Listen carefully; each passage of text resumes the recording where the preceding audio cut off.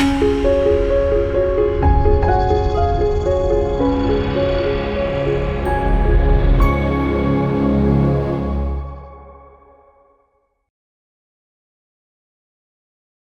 మాత్రం. నేను మీ జర్నలిస్ట్ నవత.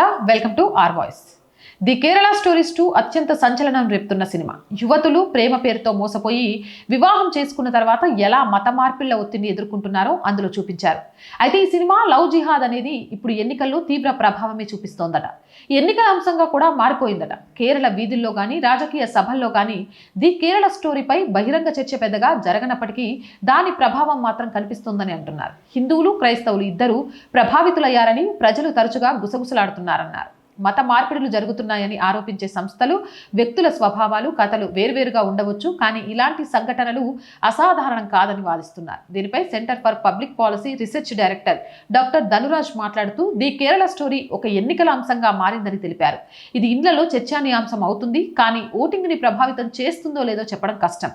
కొన్ని నెలల క్రితం బీజేపీ దీనిని దూకుడుగా లేవనెత్తింది, కానీ ప్రజలలో పరిమిత సంబంధాన్ని గ్రహించి తర్వాత వెనక్కి తగ్గింది. ఇప్పుడు స్థానిక నాయకులు కూడా దీని గురించి తక్కువగా మాట్లాడుతున్నారు.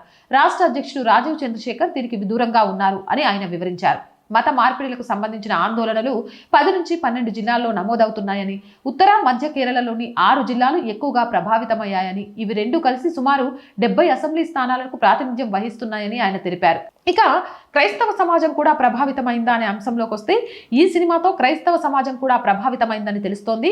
కేరళ క్యాథలిక్ బిషప్స్ కౌన్సిల్తో సంబంధం ఉన్న ఫాదర్ మైకేల్ పుల్లిక్కల్ మాట్లాడుతూ ది కేరళ స్టోరీలోని పాత్రలు కథ కల్పితమైనప్పటికీ దానిలోని ఇతివృత్తం సందర్భోచితమైనదని తెలిపారు. కేరళలో హిందువులే కాకుండా క్రైస్తవ సమాజం కూడా దీనికి బాధితులుగా మారుతున్నారు. మౌలికవాద ముస్లిం సంస్థలు ఉద్దేశపూర్వకంగా దీనిని నడిపిస్తున్నారు. చాలా కేసులలో వివాహితులైన ముస్లిం పురుషులు ఇందులో పాలు పంచుకుంటున్నారు అని ఆయన పేర్కొన్నారు. కేరళ బీజేపీ ఉపాధ్యక్షుడు కూడా దీనిపై స్పందించారు. ఉపాధ్యక్షుడు ఆర్ రాధాకృష్ణన్ మాట్లాడుతూ లవ్ జిహాద్ ఇస్లాంకి యాదృచ్ఛికం కాదని చెప్పారు. ఖురాన్లో ముస్లిమేతరుల మధ్య వివాహం ఆమోదయోగ్యమైనదిగా వర్ణించారు అని ఆయన పేర్కొన్నారు. ది కేరళ స్టోరీ 2 కథ అబద్ధమా అని అడగగా రాధాకృష్ణన్ ఇలా సమాధానమిచ్చారు. ఖచ్చితంగా కాదు, ఇది నిజమైన కథ. మేము దీనిని ఎన్నికల్లో కూడా ప్రస్తావిస్తామన్నారు. ఇక దీనివల్ల పార్టీకి ఎన్నికల పరంగా ప్రయోజనం చేకూరుతుందా అని అడగ్గా ఆయన ఇలా చెప్పారు. ఎన్నికలు వేరే విషయం. అవును, కొంత ప్రభావం ఉంటుంది. లవ్ జిహాద్ను వ్యతిరేకించే ప్రతి ఒక్కరూ కేవలం బీజేపీకే ఓటు వేస్తారని కాదు, అలాగే మొత్తం హిందూ సమాజం ఏకమై బీజేపీకి ఓటు వేయదు అని పేర్కొన్నారు.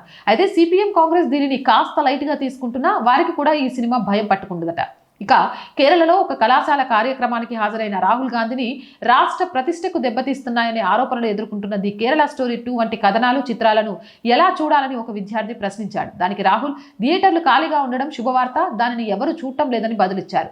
ప్రేమ పేరుతో మోసపూరితంగా అమ్మాయిలను మరో మతంలోకి మార్చే ఇతివృత్తంపై ఆధారపడిన ది కేరళ స్టోరీ వివాదాస్పదంగానే మిగిలిపోయింది. ముఖ్యమంత్రి పినరయి విజయన్ దీనిని బీజేపీ ప్రచార చిత్రంగా అభివర్ణించి నిషేధించాలని కోరారు. హైకోర్టు దానిని విడుదల చేయాలని ఆదేశించినప్పటికీ సినిమా హాల్ యజమానులు దాన్ని ప్రదర్శించడానికి విముఖత చూపారు. కేరళలోని మొత్తం 140 అసెంబ్లీ స్థానాలకు ఏప్రిల్ 9న పోలింగ్ జరగనుంది. ప్రజాభిప్రాయం, రాజకీయ నాయకుల మధ్య భిన్నాభిప్రాయాలు ఉన్నప్పటికీ ది కేరళ స్టోరీ ఒక ఎన్నికల అంశంగా మారింది. దీనిపై మీ అభిప్రాయం కామెంట్ చేయండి. రోజు చెప్తుందేనండి, R group of channels, R voice, R political, R Sanskriti, 3 మన ఛానల్సే. So please subscribe our channels. Content బాగుంది అనిపిస్తే లైక్ చేయండి, షేర్ చేయండి. అండ్ ఆర్థికంగా ఆర్ వాయిస్కి మీ చేయుత చాలా అవసరం. ఆర్థికంగా సపోర్ట్ చేయాలి అని అంటే సబ్స్క్రిప్షన్ పక్కనే జాయిన్ అనే బటన్ ఉంది. 1 to 5 లెవెల్స్ ఉన్నాయి. ఏదో ఒక లెవెల్లో సపోర్ట్ చేయండి. లేదా స్క్రీన్ మీద గూగుల్ పే, ఫోన్పేతో పాటు అకౌంట్ డీటెయిల్స్ ఉన్నాయి. మీకు తోచిన సహాయాన్ని అందించండి. వ్యాపార ప్రకటనల కోసం 8328 500 576 నెంబర్ని సంప్రదించండి. జై హింద్, జై భారత్.